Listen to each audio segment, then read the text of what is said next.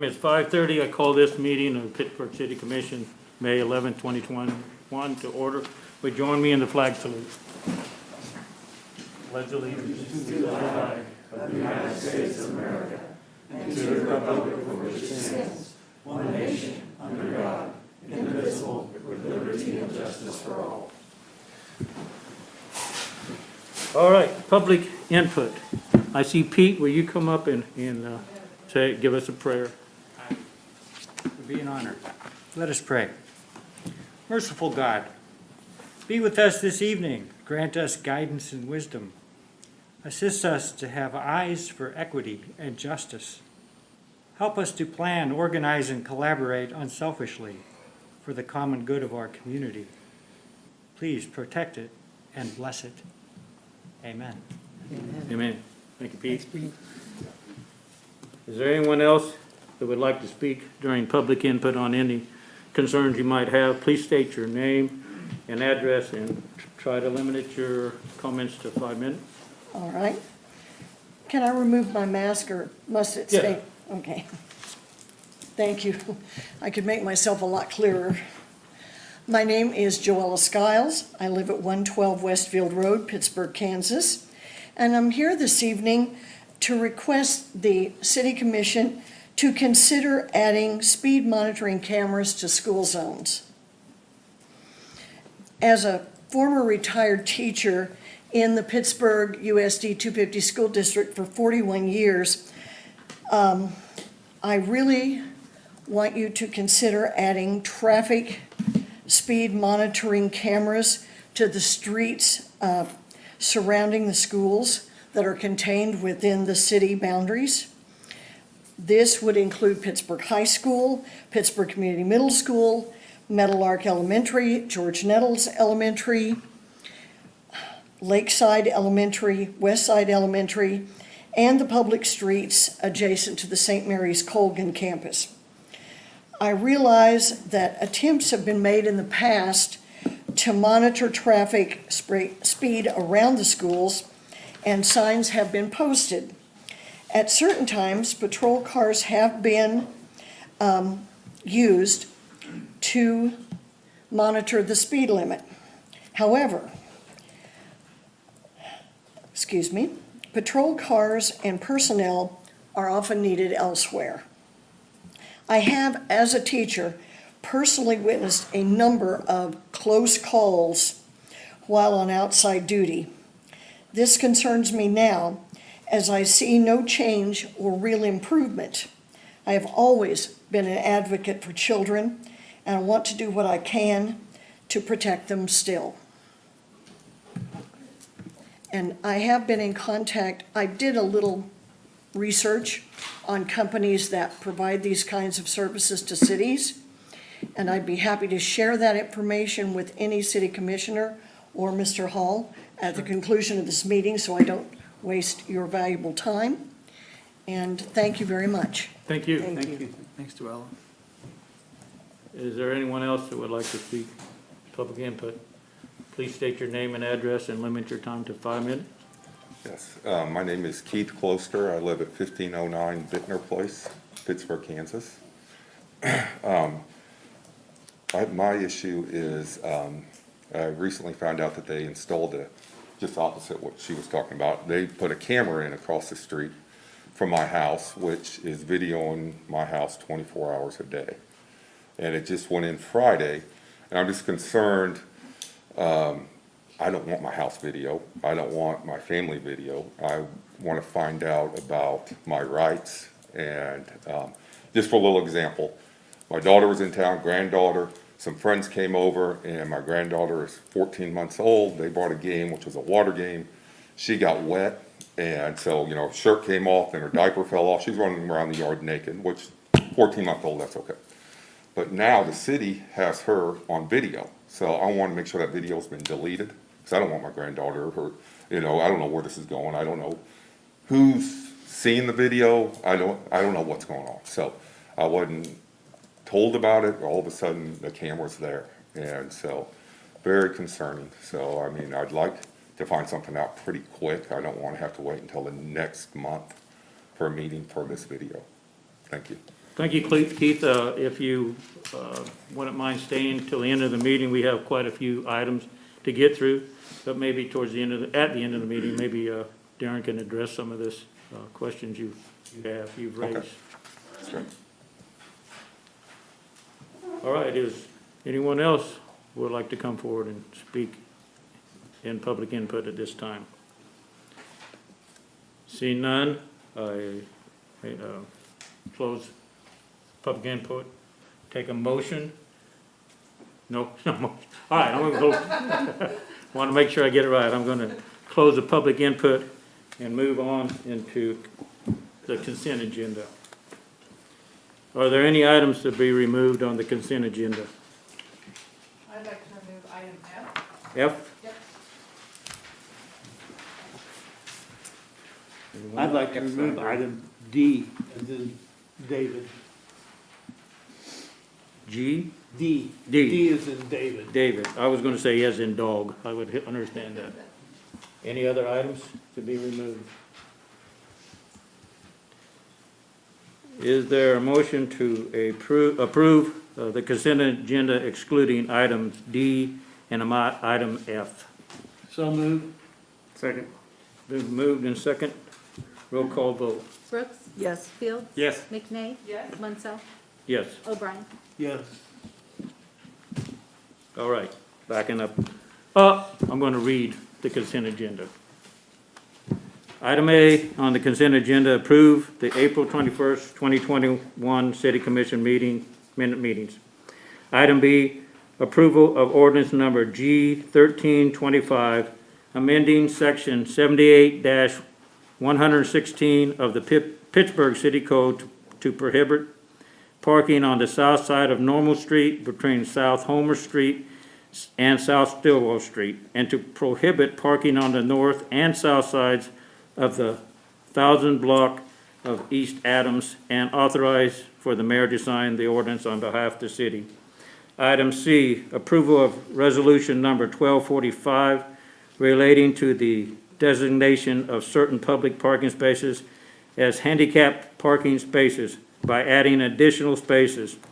The first parking space located on the south side of the 100 block of West 4th Street, lying immediately west of the alley, and authorization for the mayor to sign the resolution on behalf of the city. Item E, approval of staff recommendation to award the bid for the provision of asphalt concrete material for the 2021 city sales tax street program in Crawford County, Kansas, consisting of estimated total 17,500 tons of asphalt concrete base and surface mix to Hecker Construction Company of Pittsburgh, based on their bids of $65.90 per ton SM9-5A virgin mix asphalt, $64.24 per ton SM12.5A virgin mix asphalt, $62.64 per ton SM19A virgin mix asphalt, and hourly cost of tandem truck delivery to Pittsburgh of $80 per ton, and authorize the mayor and city clerk to execute the contract documents once prepared. Item G, approval of staff recommendation to award the bid for on-call concrete street construction services from date of award through December 31st, 2021, with the option to renew the contract for 2 additional one-year periods to RFB Construction, Inc.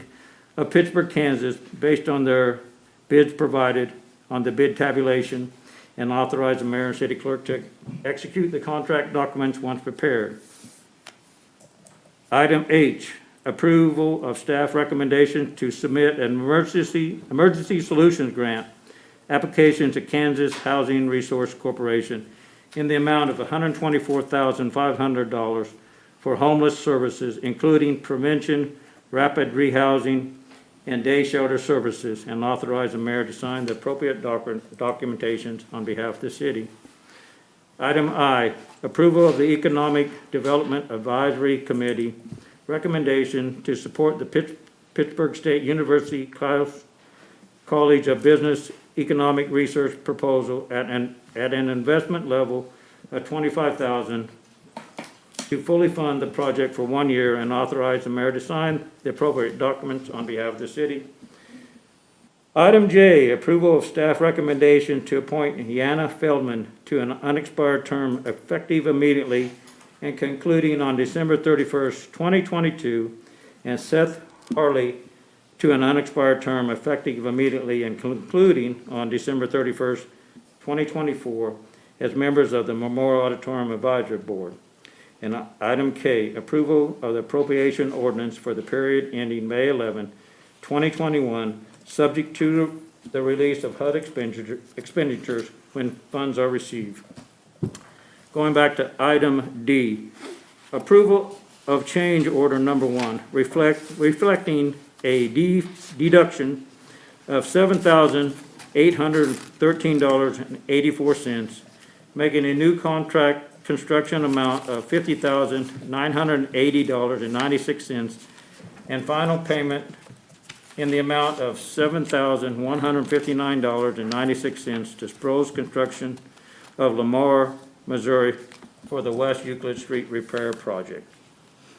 I don't have any questions regarding this. I just wanted to make a comment that I am, as a former resident of West Euclid, I'm pleased that the city has taken the steps to maintain those brick streets and keep the historic nature of that whole area. I know it was a project to do, but I appreciate what the effort that you put into it. Thank you. Thank you. Any other question for Matt? Is there a motion to approve item D of the consent agenda? So moved. Been moved, and is there a second? Second. Been moved and second. All in favor, say aye. Aye. All opposed, same sign. Motion carries.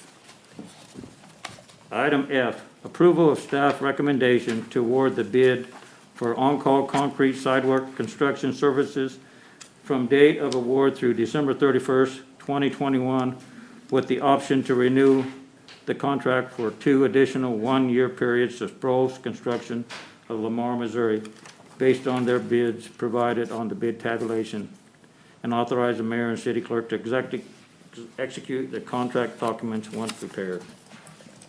I was just, is this our sidewalk matching project? Yeah, it participates in that program, yes. So we split on-call services for concrete repair into streets and sidewalks.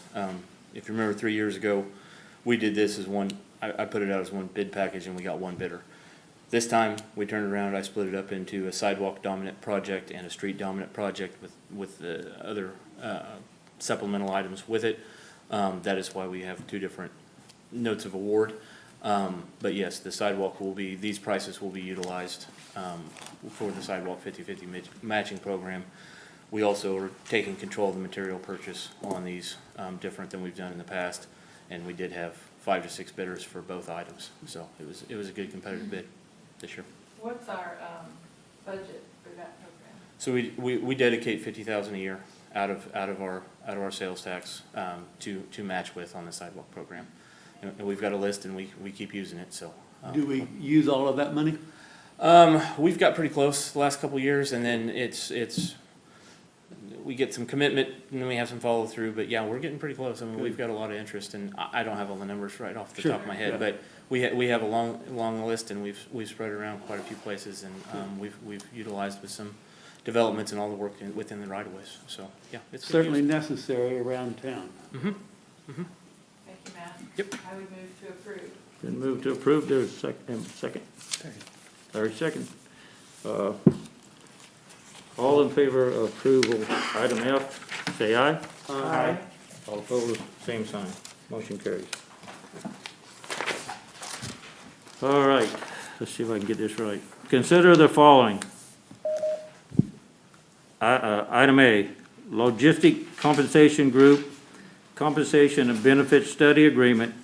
Consider staff recommendation to enter into an agreement with Logic Compensation Group for a compensation benefit study in which city employees' salary ranges and benefits will be compared with businesses in the private and public sector in the four-state region.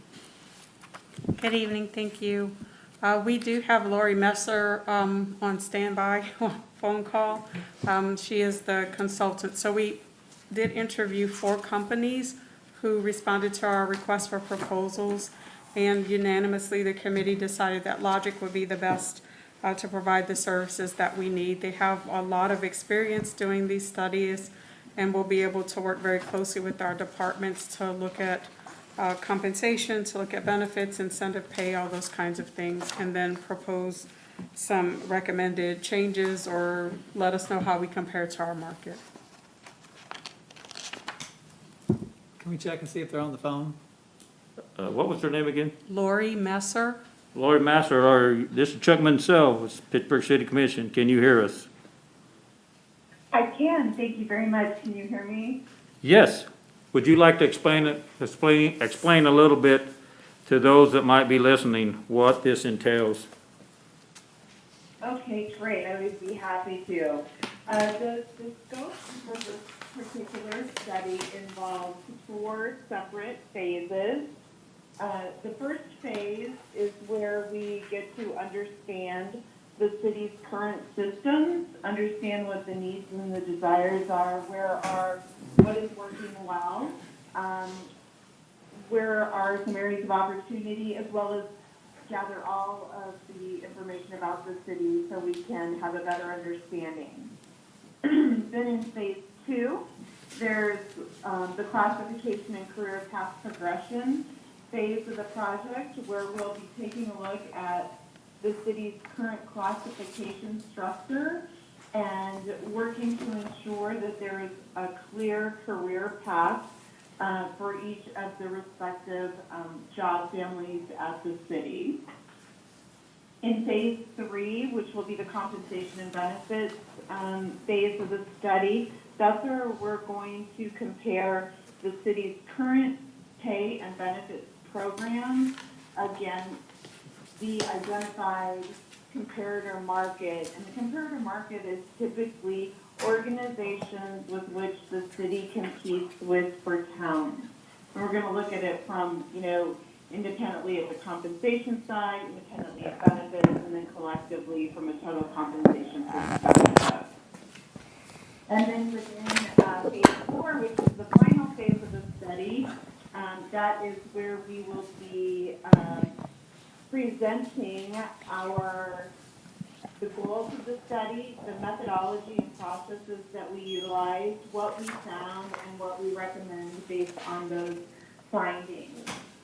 There is another phase for the study called phase 5. That's our program maintenance and client support. It's really not part of the active study, but what we do in phase 5 is for the 1 year following the completion of the study, we'll be having quarterly meetings with the appropriate city staff to make sure things are working as intended, respond to any questions that they may have that have come up following the completion of the study. It's just part of our commitment to our clients to make sure that things are working well. So while all of that sounds like it's really fast and easy, those first 4 phases, we do anticipate that the project will take approximately 4 to 5 months to complete. Phase 1 will take about a month. Phase 2 is a little bit longer. It actually begins in the first month, and we hope to wrap that up within the 3rd month.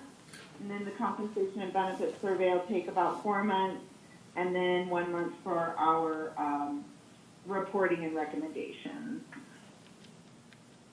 So that's a very high-level overview of the different phases of the study.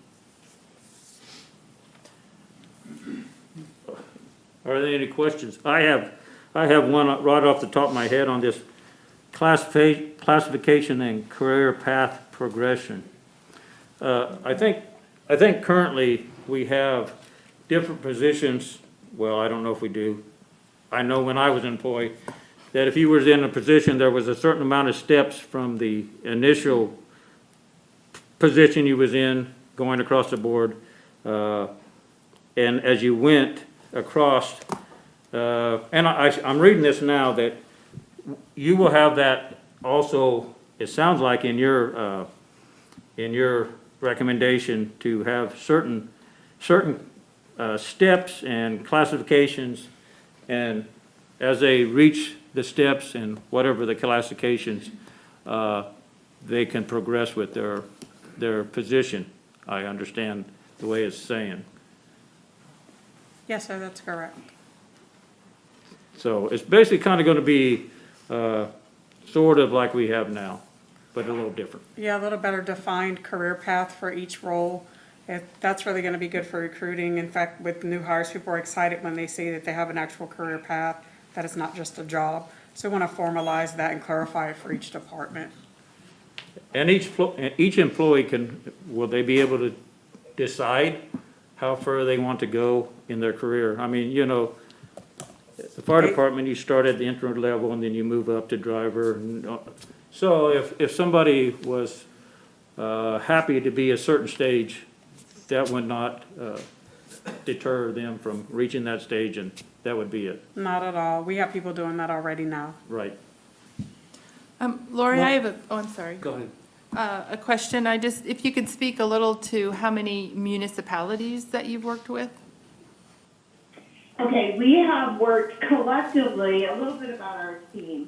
Our team has worked together for the past, prior to Logic Compensation Group, we worked together for a Fortune 500 consulting firm, and collectively our team has worked on over 180 different projects for public sector organizations across the United States. Most recently, in Kansas, we just wrapped up a project for a smaller organization, the city of Tonganoxie.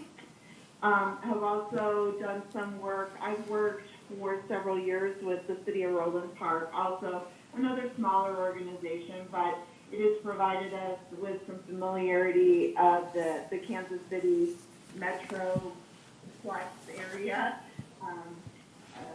And we worked with clients that have as few as 3 employees to as many as 10,000. So we have a long history of working with public sector municipalities. Thank you. I know the answer to this, but just so that our citizens know, references were checked on this company. We did. Our team called references for each of the firms that submitted bids that we were interested in interviewing. And we got a lot of positive feedback. In fact, one of the consultants worked on a study with Miami, Oklahoma, with an immediate past firm, and they gave rave reviews, very thorough information about the work that they did, yes. Are the cities and are the surveys and comparisons, are cities our size? Or- They will be, yes. Okay.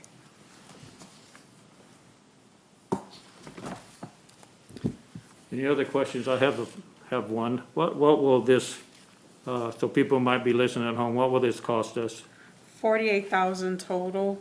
So the 45, on page 11 in the project proposal that you received the agreement, that outlines the broad costs, and then the other $3,000 is for in-person visits. They will spend 2 days initially with departments and our team to talk about the scope of the project, to get a lot of thorough information about jobs in the departments, et cetera. And then in the final part of the phase, they will come back to give their recommendations and report to you. So how many firms did you say we took it like bid on this? 6 bid on it. We interviewed 4. The ranges cost-wise were $48,000 to $65,000.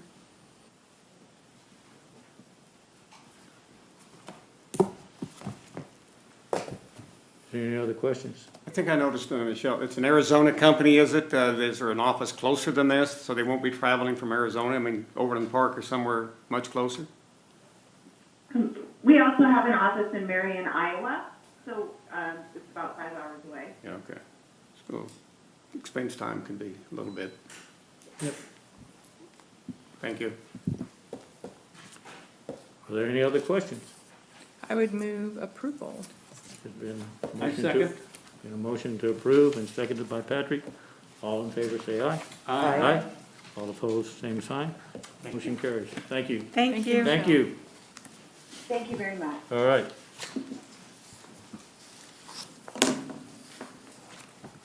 Moving on to consider the following. Item B, award of sale.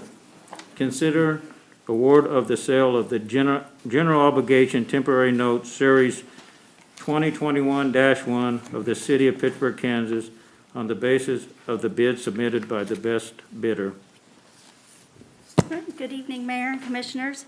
B and C kind of go together, but this is in regards to the sale of our general obligation temporary note for our East Quincy project. And we do have Garth Herman here from Gilmore and Bell as our bond counsel, and Jack Ryan Feldman from Baker and Tilly, financial advisor. I think Jack's going to talk about the sale today. Thank you. Again, Jack Ryan Feldman, a director with Baker Tilly, the city's independent financial advisor. At 11 a.m. today, we held a public competitive sale for the city's general obligation temporary notes, series 2021-1. This is the $3.59 million note that matures June 1st of next year. We received 4 bids. The winner was Piper Sandler, their desk out of New York, with a true interest cost of 0.24%.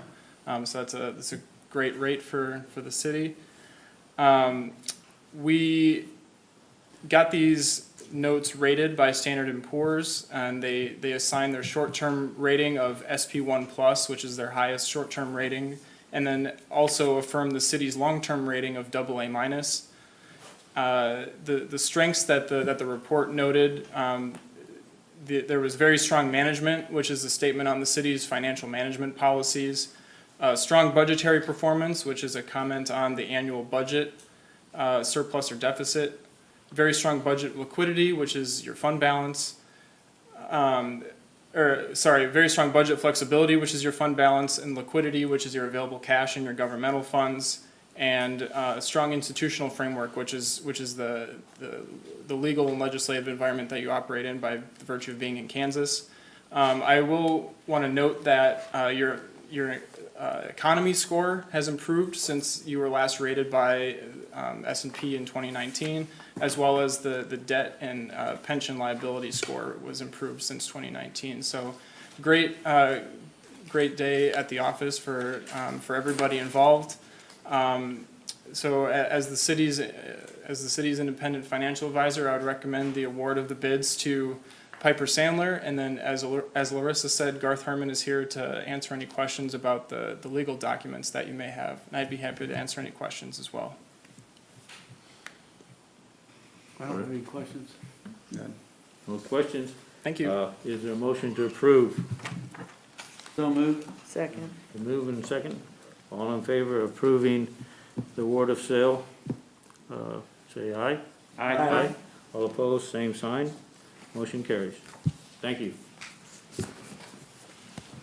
Item C, resolution number 1244. Consider adopting of resolution number 1244, authorizing and directing the issuance, sale, and delivery of general obligation temporary note series 2021 of the city of Pittsburgh, Kansas, providing for the levy and collection of an annual tax, if necessary, for the purpose of paying the principal of and interest on said notes as they become due, making certain covenants and agreements to provide for the payment and security thereof, and authorize certain other documents and action connected therewith.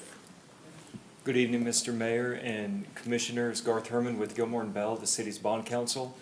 This is the formal document that basically ratifies the action that you took on the previous agenda item. This very long resolution contains all of the details of the notes, both the purpose for what they're being issued for, as well as basically the repayment terms, the interest rate, the principal amount, and the security for the repayment of these notes. As Jack mentioned, next June 1st, 2022 is when these will come due. So this is the formal document that authorizes and awards and ratifies the sale that happened earlier today.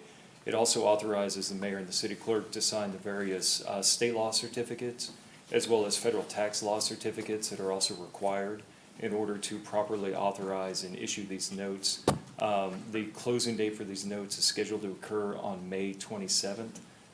So basically later this month, and what that means is on that date, that's when Piper Sandler, as a purchaser of the notes, will actually wire the purchase price to the city's bank account.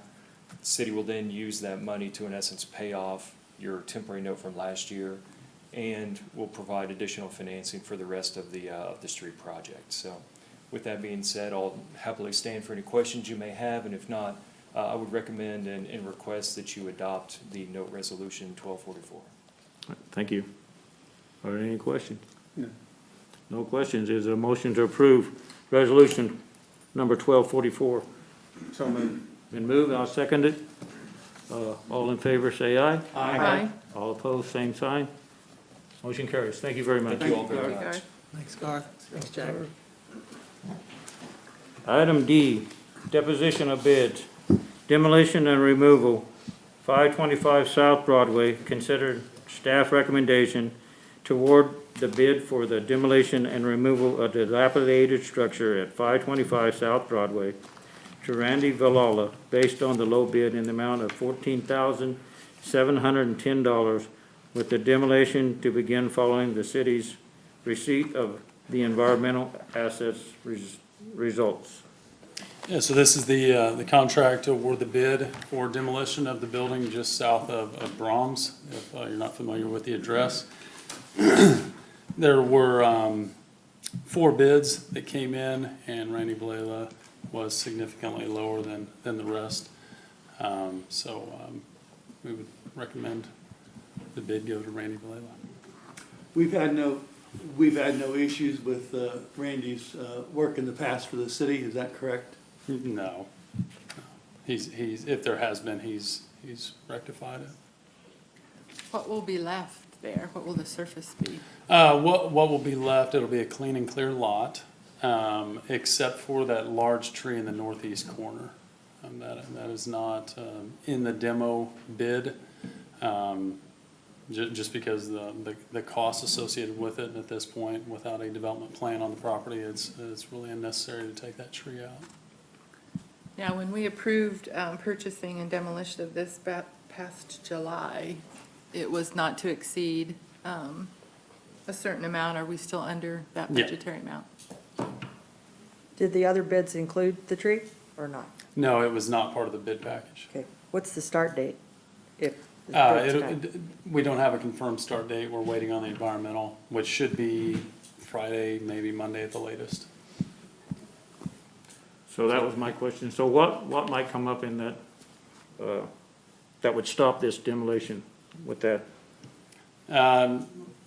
Nothing will necessarily stop the demolition. A phase 1 is basically a site review of basically just a look at what the property is, which is required.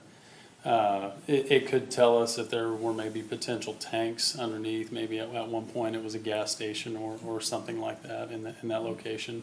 Then the environmental would go into maybe some hazards inside the building that would need to be taken care of before the demo of the structure.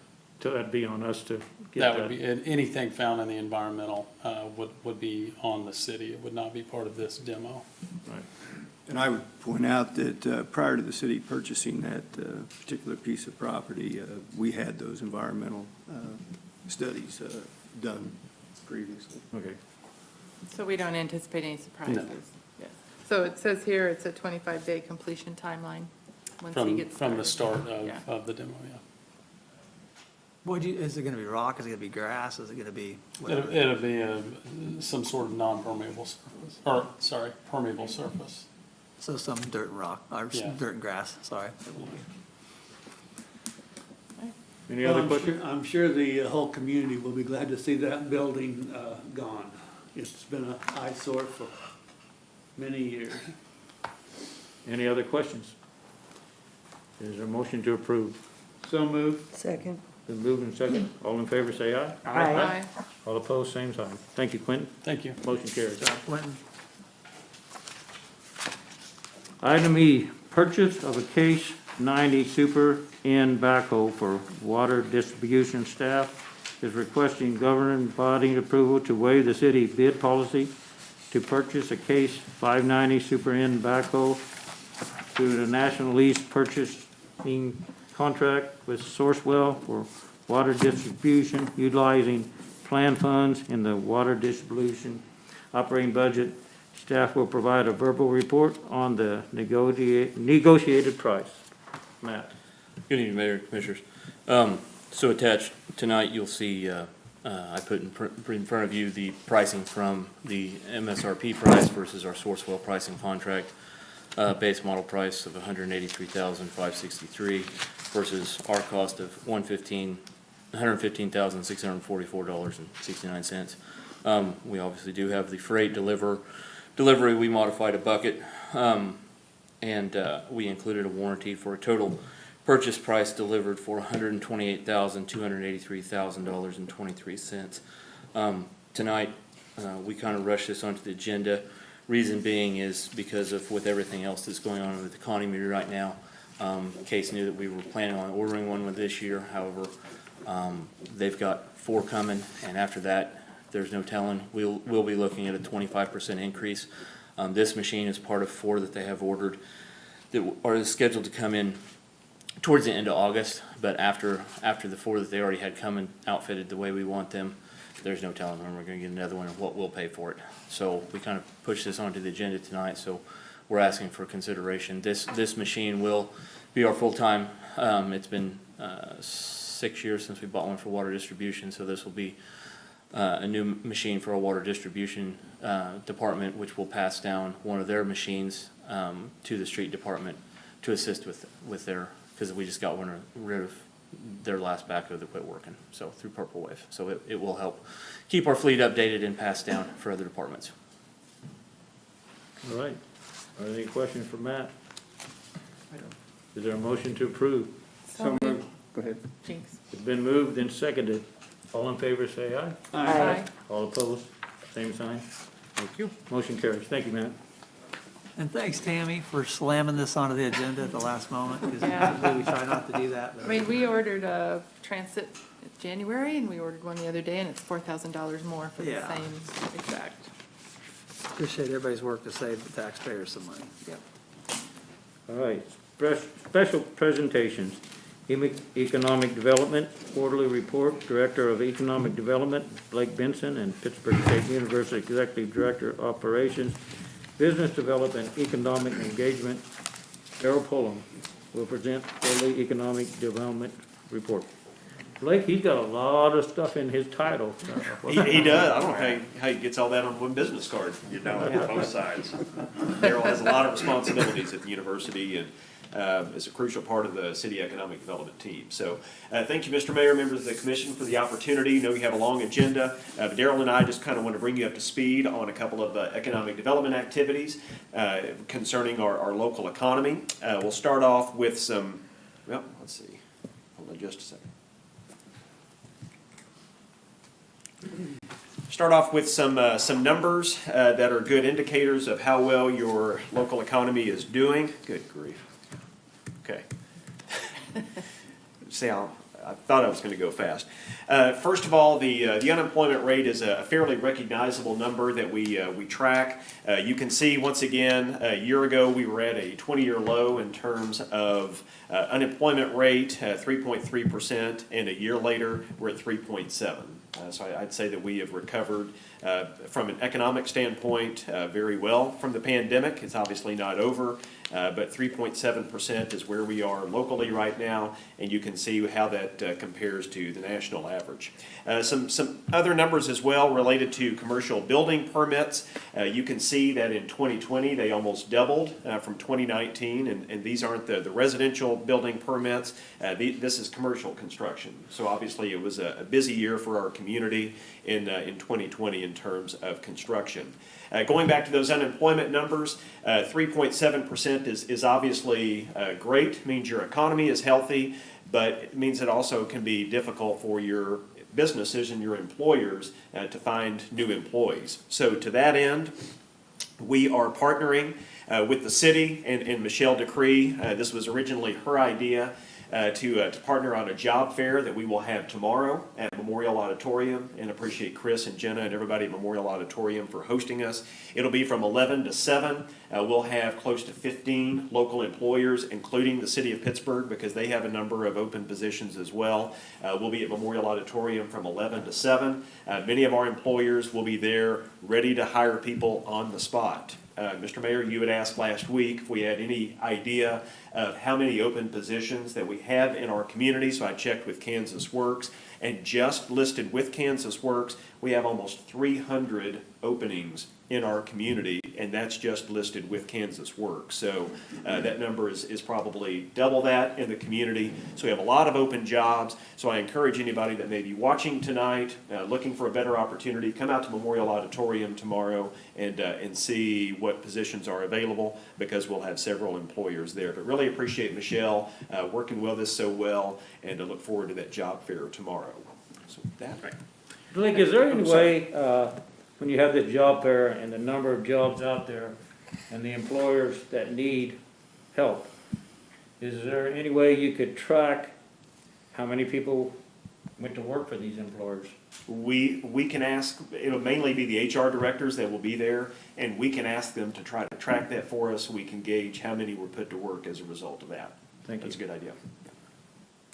Great, thanks Blake. You bet. We felt like it was important to come back and give you guys and the community an update on Block 22 and what's really happening on that corner, because we believe that we have some real excitement.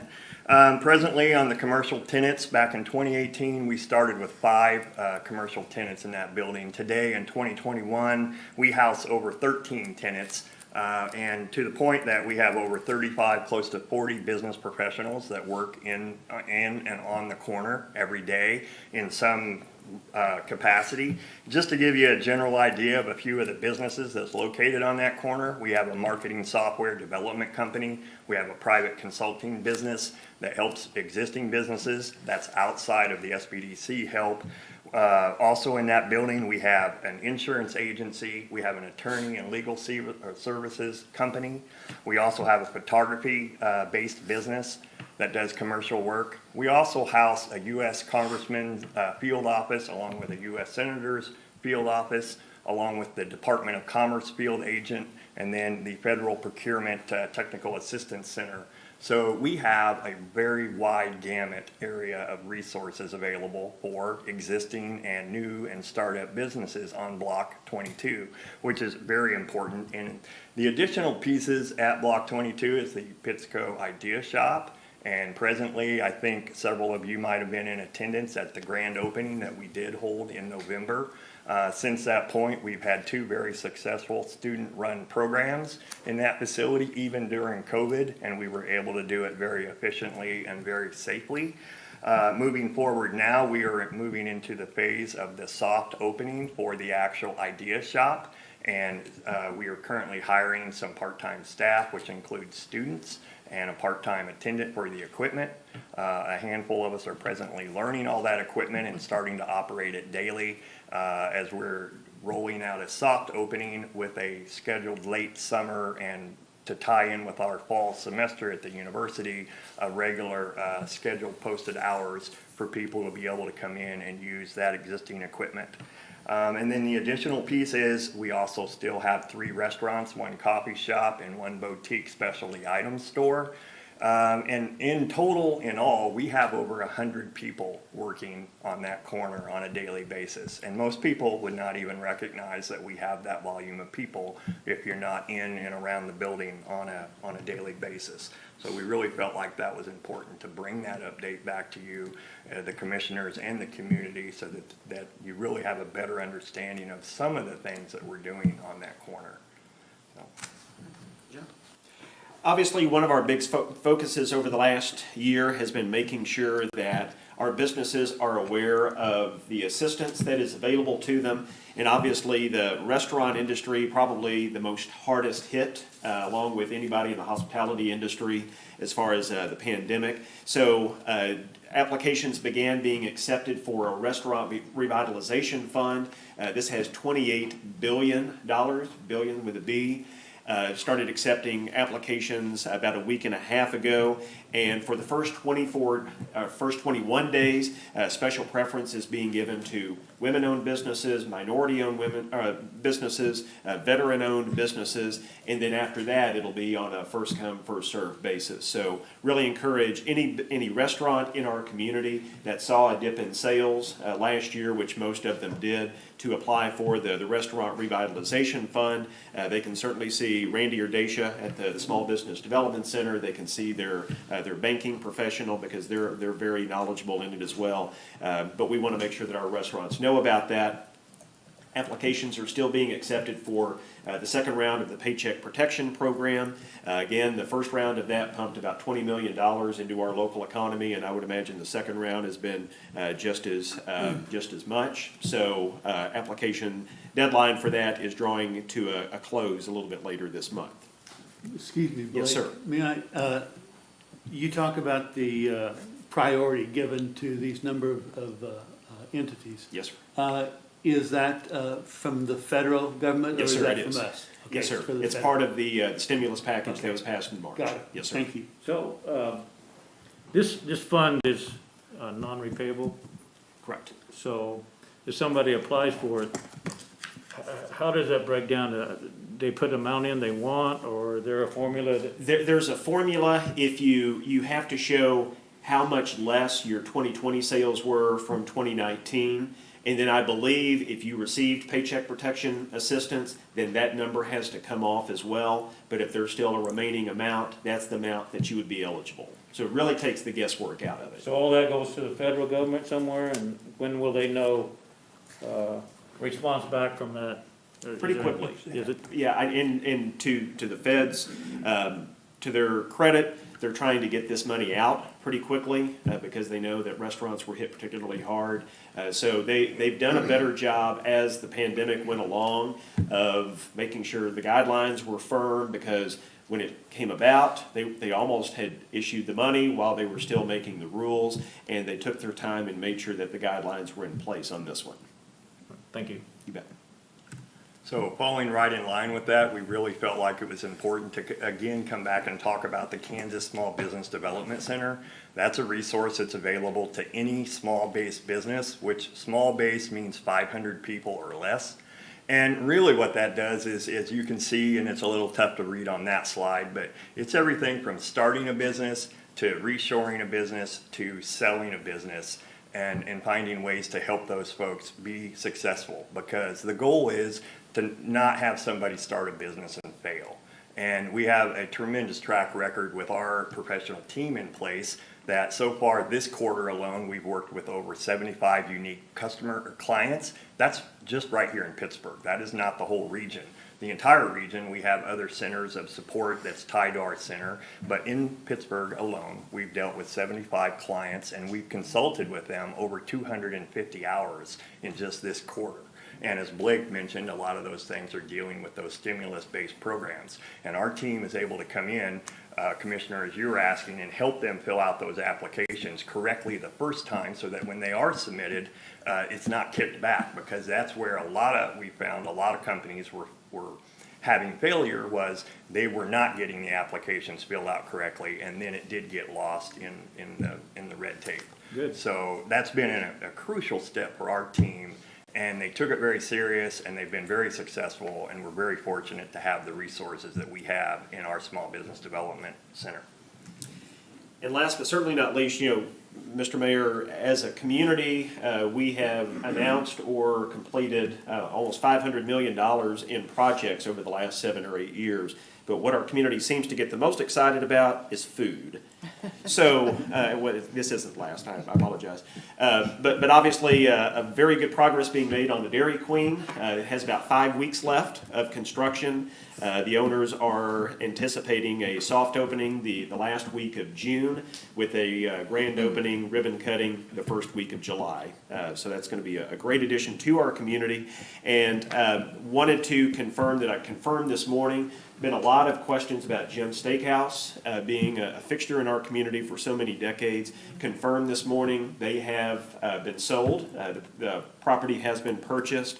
The new owner asked that I not reveal names, but did want me to make sure you were aware of that, and that the plan is to keep it as a restaurant. But I'll meet with them first thing in the morning and get their plans, and obviously see if there's anything that we can do to help. So good news as far as Jim's. And We should have finished on that. I know, I should have, sorry. The last thing we wanted to do was just bring a quick update on the Tyler Research Center and the National Institute of Material Advancement Center out behind the fire station out on Rouse. And the real news there is we were very successful in the last 6 months in securing 2 very large federally sponsored grant programs, one from the EDA and one from NIST, which are both federal entities. But it brought close to $4 million that's much needed in the terms of providing the proper professional personnel that we need to staff that center and run it effectively, but more importantly, to update the aging equipment that's inside of that state-of-the-art building. We have spent close to $2 million procuring new instruments and new electronic equipment that is going to further advance us down the line, that attracts good paying jobs and people to our community. We currently are in the process of interviewing. We have posted for 2 new positions, an analytical service manager, an additional research associate, which are 2 people that we need to help advance that facility. So we felt like it was important to bring that update back so everybody knew exactly what we're doing out there at that facility. And with that, I would open it up to any questions that you might have. That is a very quick update to you, the commissioners. Mr. Mayor. Are there any questions? I have a couple. Just going forward, what do you see some of our goals should be, or what, do you have any predictions for 2021 on the economic outlook? I would say that our businesses are very optimistic because there were a lot of plans that were, I would say, put on the shelf this time last year, plans for growth that are being brought back down and dusted off. The big question is going to be whether businesses can find employees to make those expansions and the growth happen. So we feel like events like tomorrow, making sure that not only our community, but other communities know that there are great jobs in Pittsburgh. We feel like that's going to be a crucial step in making sure that our businesses are able to keep growing. Just to elaborate briefly on that, I pulled our restaurants and our coffee shop at Block 22, and I'm very happy to report that their numbers this month are actually better. Now they have recovered from COVID, and they're the pandemic, their numbers are very strong and moving forward. But the opposite side, just like Blake mentioned, is the labor pool. The labor is going to be the tough part.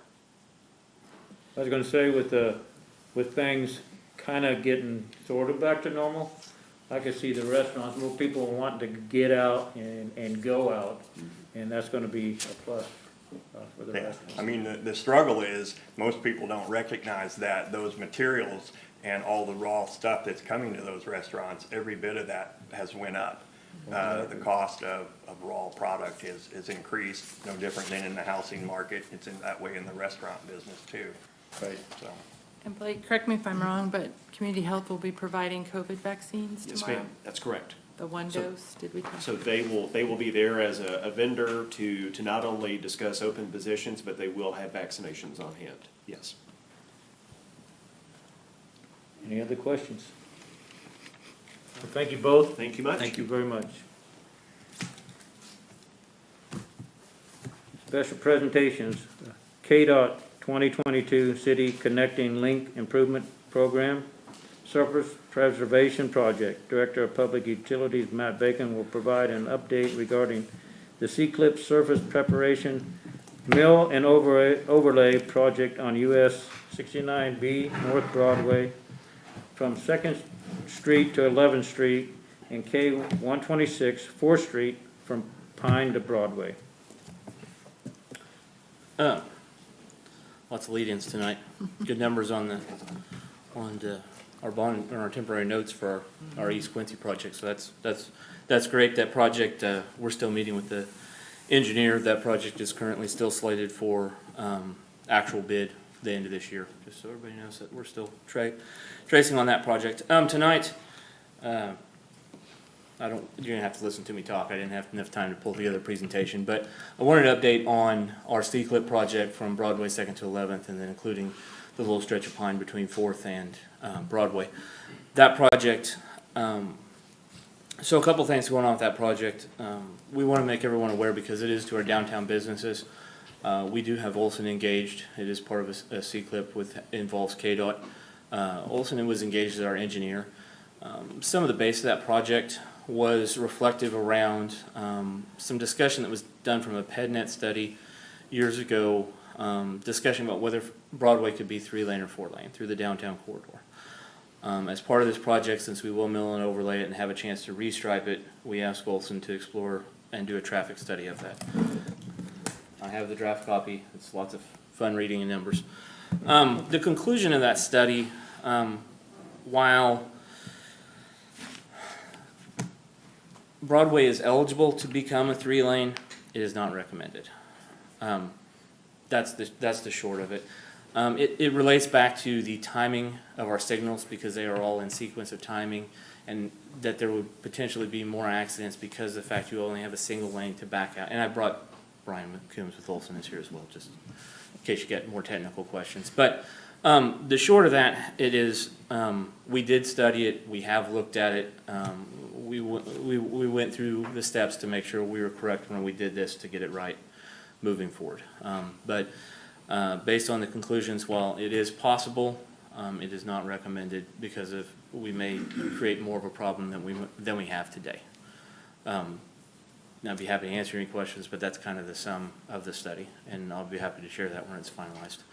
I don't have any questions, but I applaud you for researching it and getting making basically a recommendation based on thorough study. We've talked about it for a lot of years, and there's been a lot of speculation, and so we went through the process of the official study, doing traffic counts. There's roughly 6,500 to 8,000 cars down the corridor every day, and so then when you start doing that and you talk about the timing of the lights and that sequencing and putting that traffic backed up in, it just doesn't work. Matt, you brought up the lights. Over the last number of years, we have taken away a number of traffic lights, like where Commerce is and onto the north. Yep, there's one at 18th. Any more conversation, thought about removing any other signals? Not at the moment. It hasn't been really approached. We could have that discussion if you'd like, but right now the signal at 3rd was removed approximately 8 years ago or so. We took that signal offline, but from there hasn't really been any. I take that back. There's a few things like down at Joplin and not Union, Hudson. There's an old signal that still sits there that really doesn't activate, that's mechanical, that we could probably take offline. We removed the one on Knollview and Centennial and put in the pedestrian crossing beacon when we moved up at Stillwell for those type of things. And so, and the one at 4th and Miles, we removed that to put in a pedestrian beacon for pedestrian crossing. So there's a few things like that we've done. Overall, no real impactful signals. Okay. Speaking about traffic signals, I've had a few complaints on signals at Quincy and Broadway, 23rd and Broadway, 23rd and Joplin. I don't know, the sequence, is something not right with the sequence, or has that been looked into? How? Quincy, well, a couple of those signals, so what we get into is some of those signals are radar indicated. So when we go through the spring and fall seasons, when the sun changes directions and adjusts some of that, it screws with the lighting and the reflectivity to pick up cars in some of those, and sometimes we kind of got to tolerate for a week or two till we get past where the sun rises and sets and where it sets in proportion to whenever cars travel through those intersections, unfortunately. Sometimes when you get into those radar indicated signals, that's what happens like that. But Chuck, Or, I mean, camera indicated, not radar. The light's not long enough to get through? No, sometimes no traffic's coming, maybe that's what that Sometimes you have reflection a is, problem on the pickup. and it's Okay. stopped. Because of glares on the camera, I see. it has some issues. Sometimes we run into that whenever we have snow on the ground and ice. We have some issues with that as well, with the That's what's cameras. doing it. Interesting. Yep, that's true. Joplin and Centennial, we actually had some issues. The camera just quit up there that we fixed here recently, so, yeah. I have another question on this project. On South Broadway, didn't we engage private contractors to do the work? Is that something that we would do? Yeah, so I'm getting there. This project, it will be a bid project. It is designed, part of the C-CLIP project was a maximum allowance of $300,000. KDOT will be down to, Olson has submitted the plans to KDOT. They're planning an on-site review meeting the week of May 25th, 26th, 27th in there to try and get this project out to bid. The current bid date is looking for a late June bid with an absolute early start of right after the 4th of July. This project has increased in the estimate, and some of that is due to the winter we had. If you drove down Broadway, some of the bad spots got even worse, and so we've increased some of that. We've made some allowances for some material changes of what's going on this project. Currently, we're looking around a $1.2 million project, or just under, in our estimates, and hopefully we'll get better bids than that, and we'll get through. Olson has been talking to some contractors, making them aware, working on some facilitation. I will say that this project, part of the reason the special presentation tonight is just so everyone knows if they're approached by downtown businesses. We engaged with the Downtown Advisory Board a couple months back and reached out to them to ask them to gauge the pulse of the downtown businesses and presented some different options for daytime paving, nighttime paving, the sequencing of how this project goes down, and how to present that bid for our contractors so that they all are bidding in the expectation is there of how this project will go down. The first phase of this project is really going to reflect on repairing the damaged areas. That's going to happen before the actual mill and overlay comes through. The recommendation was to go ahead and move forward with daytime paving. So that's going to be a daytime to probably closer to 6 p.m. That will allow for probably better productivity.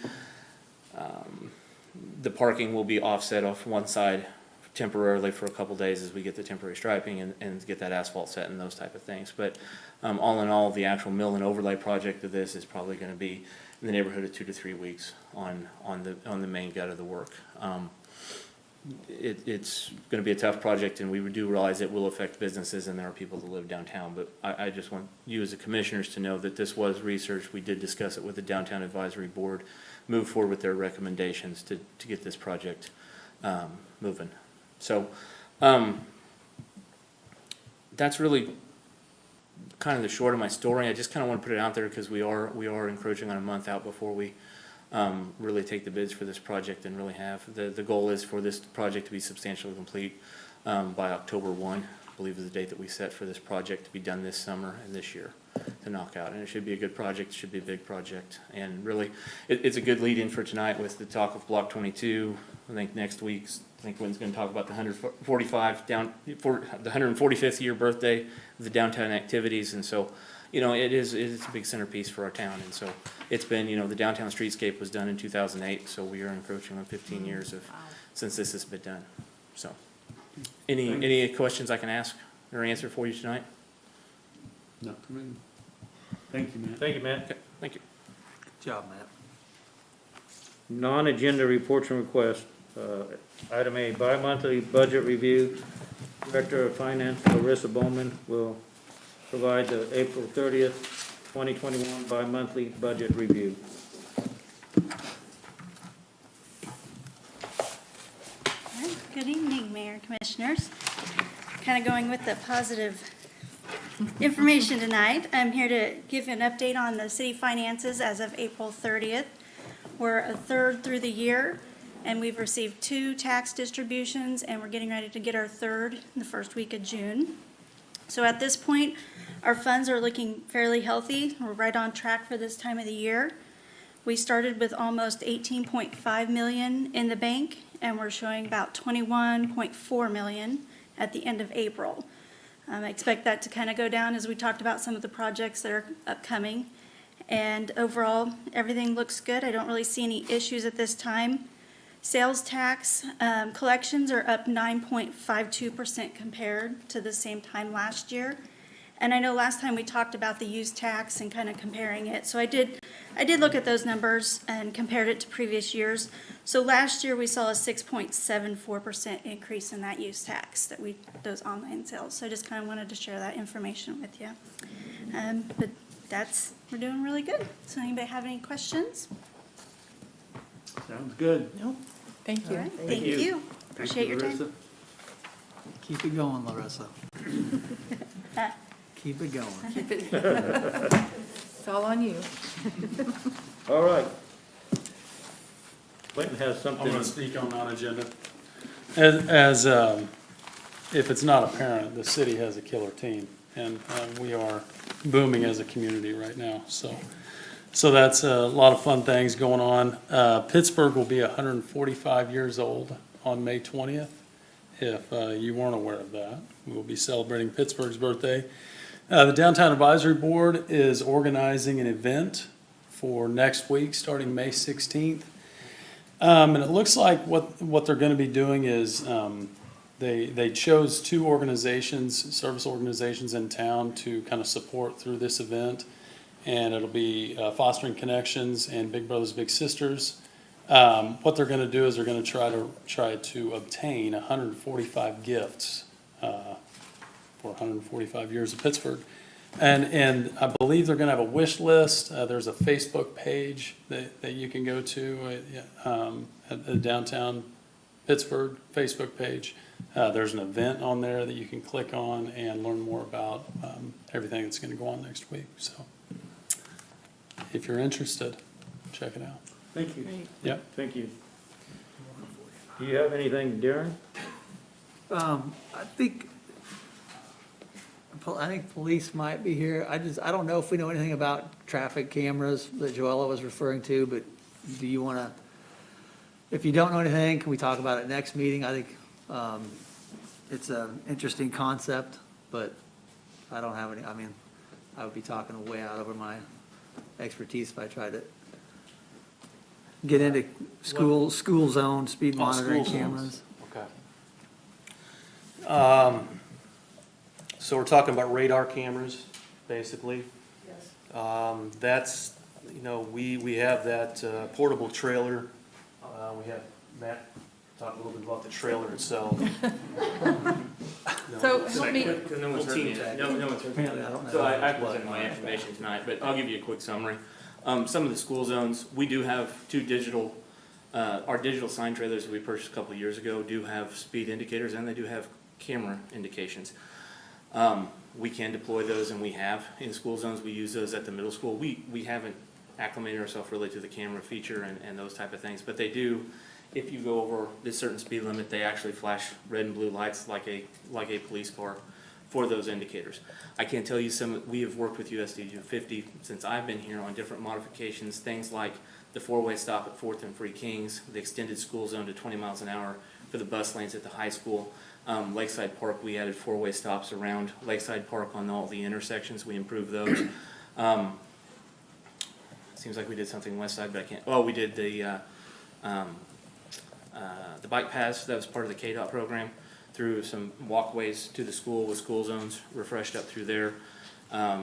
So yeah, there's some things that we've done. Same thing with we've also PSU has went into their art program. Jamie Oliver has worked with his art program to do the modified crosswalks.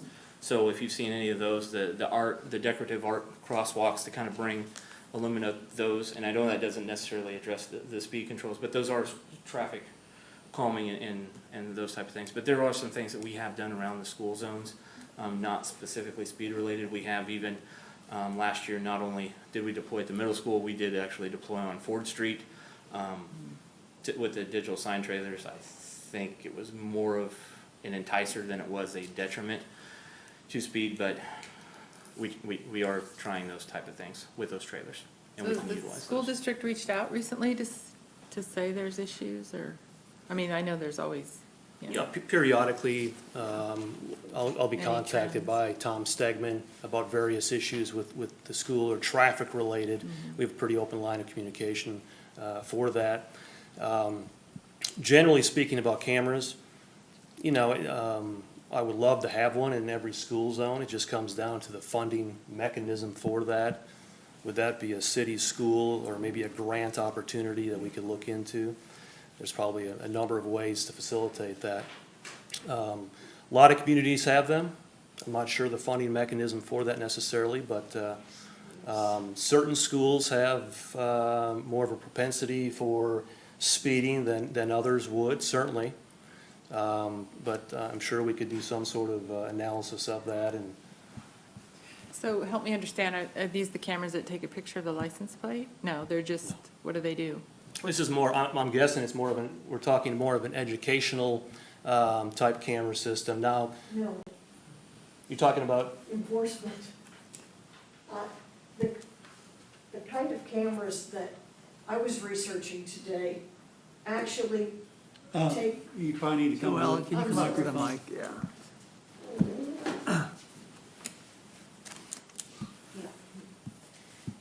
the kind of cameras that I was researching today are the cameras that would actually take pictures of the vehicles that are speeding, record their speed, and issue citations. Okay. So Thank this you. is something above and beyond the Yeah. trailers. Yeah. I mean, I realize that it's a cost issue, but I also realize that if we're issuing citations and people are paying their fines, then that's gonna offset some of the costs of the cameras that you're talking about. And also, you brought up the idea of grants. I'm sure there are grants out there, safety grants out there that would help with the cost. Okay. And that company that I contacted, you know, deals with this all the time, so they would be more than happy to work with the city.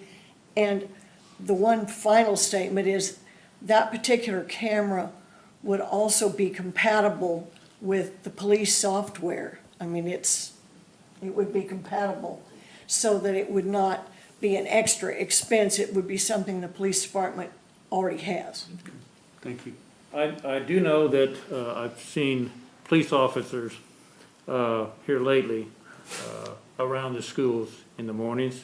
I don't know why they're there, maybe for that particular reason, speeding, whatever, but, you know, and if we don't have the cameras, the one that you just talked about that recorded the speed going through, I think that we have now, that to me is kind of, I think a police officer on scene, 7:30, 8 o'clock in the morning, I know it's limited manpower, but something like that could, you know, in the morning and the afternoon, if we could spare, might help slow traffic down, but, I don't know the answer. But- Well- Yeah, and we'll continue. Reach out and, you know, we have multiple traffic vendors that supply lights, those type of signals, and we can cost estimate some of those and look at some of those. Whenever they lay, like the middle school or high school against a four-way street like that, where you have 2 lanes of each traffic, plus, you know, even at the middle school, they do a right-hand turn off. That does get into a little bit of a complicated situation with the cameras and the speed control of which ones is picking up and in which lane that it captures. There are those, but we'll be happy to, you know, explore. We have multiple vendors, and we'll be happy to have the discussion and look at those. And get with the district? But we So we have, don't we need do to- work with the district Yeah. on a full-time basis about traffic flows in and around schools, congestion and the approaches to the schools on how that traffic flows and to help best control those type of things. So, yep. Okay, thank you. Like a good summer project. It's a good segue to Mr. Closter. I hope I pronounced that right.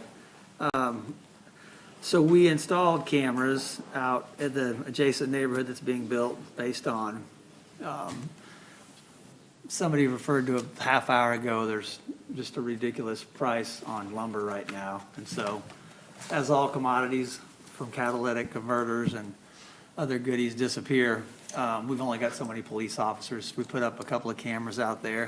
I don't know if Jay or IT or anybody can speak to how they're placed. I know they're configurable, and the last thing we want to do is be filming anybody's personal property, especially under the situation you described with your granddaughter. So, can you shed any light on what options we have for Mr. Crawford to give him The a camera sense of Mr. security? was talking about was installed on a siren tower. It was never attached. It's not a camera that is in any way recording anything at the moment. It was put up there in case the other cameras that we did install weren't picking up any activity or were ineffectual. And right now, we have no intention. And who can view the camera he's talking about, just in case, even though it's live? There is nothing being recorded now. There is nothing to view right now. Okay. The camera is not operating. It never has. We never hooked it up. It's mounted, but it's not. Take- Takes care of that. I mean, people in the neighborhood know that. And then, so you feel like you should be able to tell the neighborhood or anything? I mean. Well, when we would only put up a camera for a specific purpose, and it would be only pointed in a direction that a property owner is aware of. So we wouldn't put up a camera on somebody's property without them being aware of, unless there's criminal activity happening on that particular property. So, is this something that you're doing at like all the building sites because lumber went up everywhere throughout? I've talked to other builders and they won't. So I'm sure the city, I mean, if they're taking care of We one have taxpayer. Yeah, this was a I've got a list of, I think, 35 people so far who would like to have a camera. This was a specific I'm not request. one of them, no. This was a specific request, and so we were reacting to it, but yes, I mean, we take every request seriously, and there's usually a 3 or 4 prong approach to how we address it. Some of it is additional patrols, in this case, signage, and in this case, we've even gone as far as cameras, but I have not heard from the other site in town, but if you've got people, they want to contact the city, by all means. No, I'm not one. I'm not on the list. I started one because absolutely I do not want that camera there. So when will I know when it's activated? We don't intend to activate it. So the city just wasted money, taxpayers' money putting the camera up there? I mean, I'm trying to argue with you. We put it up just there, curious. we put it up there in case there was issues, right? And when, by the way, it would never be pointed at your house. It's pointed in a direction to catch somebody who would be coming or going from that particular site, where there's activity happening, right? If there's criminal activity, that's where we use cameras. We don't put them up thinking that there might be something that happens, or we put them up where we have known activity, known criminal activity. And if we put it up and it filmed your house, you would know about it. Is that the answer you want? Yeah, but how do I know that? I mean, so You I just have heard to trust it. that They you just tell- told you. Well, I just told you. They just told you. And I think, So that's how the city, they just tell you something, you have to believe them. well, But I mean, there's been criminal, I'm not trying to argue with anybody, but there's been criminal activity. Can you step up to the mic, Mr. There's been Foster? criminal activity back there for the last 3 years. I mean, 2 different occasions. Me and my wife were walking back there, just walking along, and there was one time, 4 kids drinking and started yelling at us, and they left the area, came back through 4 times. On the 4th time, one of them jumped out, and like they wanted to fight me. I mean, it's like, what is, but I mean, we called the police and nothing happened, but as soon as I said, okay, when I walk around my property, I have to carry my gun now, then I started getting some reaction. So you're supportive of the cameras? But now you guys all of a sudden are worried about a company that's not even based out of Pittsburgh, who doesn't pay taxes. You're worried about now putting the wait. cameras up there. No, I'm just saying that, that's fine, but why can't they remove this camera? There are a lot of contractors who are back there. That's fine. A lot of them are based out of Pittsburgh. So it's not just out of town. Right. Okay? So, but I mean, I'm just having to take your word for this. Yes, The you point do. I'm Yeah. getting to is, there's been other things that's happened there, and nothing's happened until companies decide to complain, and then something happens. Actually, Yeah, that's not that's true not at how all. I this mean, worked. So we've had, How is I mean, that I've not talked to true? Commissioner Brooks numerous times for months about the increased traffic. It's a construction site. You've got no one living there at the site, so none of the houses are occupied. So we've increased patrols. Brent does what he can. I think at best, he usually has 5 officers on the street at any one time, and that's not exactly a thoroughfare. So we've kept an eye on it. We definitely react to theft. Okay, I'm sorry, this wasn't my point. This wasn't my point. My point is a trust issue. Years ago, I was calling about things that were happening around my neighborhood. nothing happened. I mean, a couple signs here, a couple signs there, but as soon as other things start happening, now you guys want to spend money on cameras. Okay, and you put one up right across from me. The point is, like Patrick O'Brien, you said, you know, because we told you. I mean, What are you looking for from us? I want you to take the camera down. Okay. No. Well, The camera that's not on? Sure. How we'll do I take the know camera it's down. not on? I mean, I I don't think we have don't a- know it's not on. That's the point. Jay, that's the camera that you're referring to that's not actually live, so yes, we can pull that down. Perfect, thank you. Would you That's all I answer have. one question for me so I can Yes. try to help you? Where you were accosted with your wife walking, was that on your property or was that on the street? Where is that? That was on the street, so. That was wasn't on my property, Silverback? no. That was not, yes, in And so that Silverback. was part of the people that were trying to figure out without, I mean, it's hard to patrol that street and not have, Now that we've seen less, at least I have, me and my wife, less, I mean, some of the culverts or whatever, the roads that extend down, I mean, at one point, there was 3 or 4 guys back there that set up a white plastic table and was cleaning a rifle. I And mean, that's it's like, been- what is going on? And that's just still the things like case or that. not the case? Huh? That's not still the case? No, we haven't Good, seen good. hardly anything anymore. I mean, just with the Well, building. please it's don't been- I mean, just tell us, we're working for you. I can't wait for people to move into those houses and it I will agree. change that dynamic, but right now it is difficult. And we are not buying cameras. We have had cameras for years. We put them up and take them down all the time. So please, let's be accurate about the impact of the taxpayers. We're just trying to protect people's property. That's all we're trying to do. And I appreciate you coming in and sharing that story because we wouldn't know otherwise. Yep, I appreciate you taking it down, so Yeah. that works for me, so, thank you. I do have a question. Why are we funding that instead of the developer or the contractors? Why aren't they protecting their own property, their tools, their equipment, their lumber? Why are we putting the cameras out there instead of them? He called me and asked me if he could increase patrols.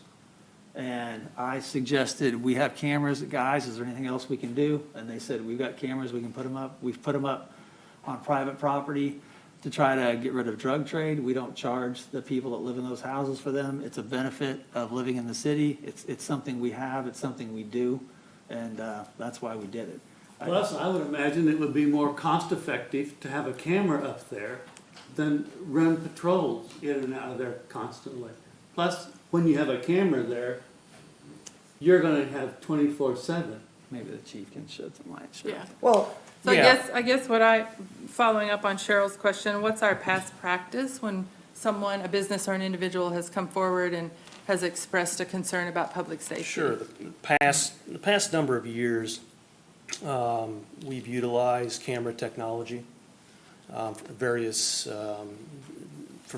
different things. It could be a homeowner suspecting some criminal activity, drug activity at a neighboring house. So we'll work with either a utility company of ours or city IT, and we'll have a camera. Some are overt, some are covert type cameras that we'll place up. What else? Downtown, when we had if you remember the artistic footballs and the coal buckets, we had some vandalism issues. We put up cameras downtown for that a number of years ago. Some community events where there's a possibility of things going south, we may put up a camera just to keep everybody honest. What else? Graffiti program. I'm sorry, what? The graffiti program. The graffiti, if we That was have a instrumental. graffiti and if we have an area where we have prolific offenders committing these crimes in certain areas, we'll work with city IT, put up a camera. So it's not only necessarily community, it's also for private individual requests as well. So it's a wide array. there are a lot of businesses in town who have their own cameras. I know I do. Sure. And I wouldn't have never thought of asking the city for that. But So they- that's what I just He don't, didn't ask that's the the, city. pardon me? He did not ask the city for a camera.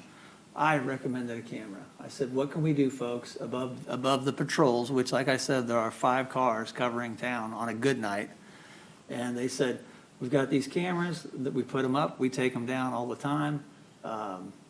I never thought of charging a fee until you brought it up the other day. And so I asked the guys, and told the developer, yeah, we can charge you $80 if it makes one of the commissioners feel better. Oh, no. And he said, okay. So the fee is not really the issue. I think the issue for me is we're in a position where we're supposed to protect the public.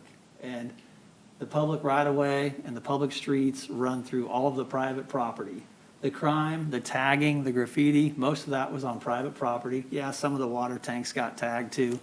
But cameras give us an extra set of eyes. And it gives us an extra set of eyes that can be reviewed during an 8 to 5 shift after the fact. And the quality is extremely high. The cost is very low, as Mickey, I asked him, and the guy said $80 a month would cover the 2 cameras that we had put up that are working. So it seems like a simple solution. It shouldn't be looked at as favoritism. When you're talking about people stealing in this community, 80% of our police reports are our folks trying to get a handle on it. And it's great that some people have their own cameras, but to the extent that we have them as well, and we can have a site as big as a construction area and look at some streets and the traffic in and out, it seemed like a very good solution, so that's why we went with it. Have we had any of this activity at our other development sites, Darren? I've checked with, the other big housing development is Barton Nate. They make their panels in a warehouse somewhere. So they don't have lumber and all the hammers and all the tradespeople out there pounding it all together, which is what keeps walking away. So now they do have, if somebody can steal one of those sit panels or a truss, well, I'm not sure a camera's gonna do anything about that. But no, I have not heard, everybody that's complained to us, coming back to you, is why we were reacting. We're trying to react to these people and help them how we can. And I'm sorry it's not popular with everybody, but it's a tool we have, and it's an effective tool, and it's worked in the past, and it seemed like the least we could do. We are a business partner of every business in this town, including Silverback developer Mickey Venna. We have $500,000 into that. We've built a very nice road going out to that. And I thought it was a no-brainer to say, hey, guys, what else can we do? And they said, we can put up these cameras, and maybe we can catch somebody. At this point, with all the discussion, I'm hoping it's going to be a deterrent. But either We're all way, gonna it be seemed driving like a out there. logical option when you have the tools in your toolkit. If you leave it sitting in there, it doesn't seem like you're really working smart. So everybody put their heads together. We came up with it. But no, Mickey didn't ask for cameras, and he was willing to pay for them. So Darren, the intention wasn't to leave those cameras up forever. I mean, No, the intention is Yeah. to not run off all the tradespeople so we can get Right. the houses built and get Right. people living Sure. there. And then So they can it's- put up their own cameras. But just to or be do whatever. fair, I didn't bring this subject up. You called me about it. No, I didn't say you did. I Yeah. said you talked to me many months ago about the traffic. Oh, I've told you about The things traffic on and issue, off, yes. but I still think the responsibility lies with the people that are the contractors or that own the properties. I mean, some of that responsibility lies with them also. Well, I agree, and I think people need to lock their own cars, but half of them don't, and their stuff gets broken into, and the police show up. I mean, it's not a perfect world, Commissioner. It's tough, and we're if we trying to do- do our part. if we do nothing else, public safety is our number one. Well, and it's, It's our the main thing foundation. is to be focused on those cameras, like the chief said. We have literally had an individual that's called repeatedly that said the people next door are selling drugs and in drugs. So we put a camera up right there on that property to view that area. That was a couple of years ago. We've been doing this for a long time, and we're gonna do the same thing for Mickey, and we're gonna do the same thing for the Renew Clinic. They're out there on the edge of town, in the middle of nowhere, with a road that goes into a field. So if somebody calls and they ask for the city's help, we're gonna try to help them. I mean, I think So we it have could to. be anybody that has issues with crime, they could get a hold of you and possibly get some. We have an entire police department. We have since we've been a city. That's what we do. We Well, respond. I'm talking about the cameras, if they request. The it. cameras are just deployed usually at the direction of the police department. Yeah, I mean- so if they have issues, like Mickey has, do they need to call you or you, either one? Either one. Yeah, just Yeah. let us know, because And I think you got the camera tonight is coming down, that's what you wanted? Yep. I just want to say thank you, and one thing is, I've been on many boards in my life, different committees and all sorts of things. One thing we always looked at was a 3-year, 5-year, which I'm sure you guys do, look at your long distance or long-term plans. which I know you have a tough job, because there's been funding cut to the police. And one thing that's making me nervous now, listening to all of this, is when Silverback's done, when Turnkey or Barnett's area over by the high school's done, we got a lot more places to patrol. So hopefully you guys are looking ahead to give this man more money for more policemen. If we got 5 policemen out and we've got a lot more places to patrol. If you want to real, if you want I'm just to, saying, 3 to 5 years when everything's complete. I'm sure you guys are looking at that, but that's. if you want a really quick economics lesson, No, here's I'm the deal. not. You're gonna get one because you came to the mic, okay? The town needs more officers. We passed a sales tax, 5 years ago. We're gonna have to renew it here in about another 3 years. We don't have enough police officers, okay? We don't have enough utility workers. We don't have enough parks people for our 14 parks. You know how you get money to pay for that? You grow the town. You build houses and you get people that are transient, that are driving here and working to stay here and own a home, and they pay property tax. So we're working on it, but it's a very slow process, and you're absolutely right. Brent needs more people.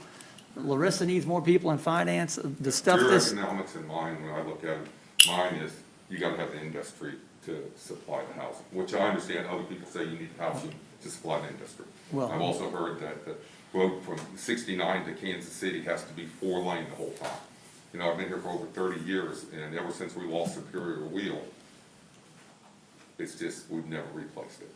The common denominator to both of us is what we're saying, we need to grow. I agree. And we're trying to grow as best we I agree. can. And there's some pains with Different ways to do it, And I really apologize for any thought that we perhaps got your grandchild, because No, and it's just, that's a what's nightmare. concerning to me when. But thanks for coming and bringing it up. I have something kind of on this line. I had Friday, I had a text message and to talk to you, Darren, about it, and I had no idea what they was talking about. I'm trying to talk to you about what I've been told, and the issue was a big no trespassing sign at Centennial and, what would that be? Silverback Way. The issue was, why do we have a no trespassing sign on a public road? Now, I drove out there and I seen this sign, and sure as hell, there it is.